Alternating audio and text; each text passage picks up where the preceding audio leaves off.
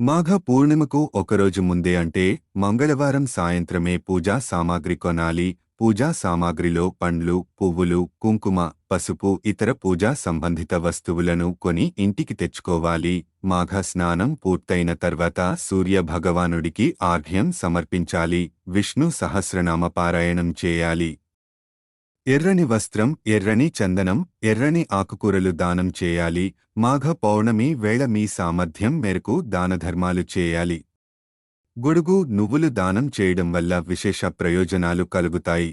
ఇలా చేయడం వల్ల సకల పాపాల నుంచి దోషం తొలగిపోవడమే కాదు, అశ్వమేధ యాగం చేసినంత ఫలితం దక్కుతుందని శ్రీకృష్ణుడు ధర్మరాజుతో చెప్పినట్లు పురాణాల్లో పేర్కొనబడింది. మాఘ పూర్ణిమ వేళ నల్లని దుస్తులను ధరించకండి.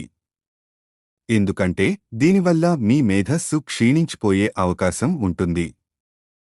ఈ రోజున ఎవరితోనూ గొడవ పడకండి. షేవింగ్, కటింగ్ కూడా చేయించుకోవద్దు. గోర్లను కూడా కత్తిరించొద్దు. ఇలా చేయడం వల్ల లక్ష్మీదేవి ఆగ్రహానికి గురి కావాల్సి వస్తుంది.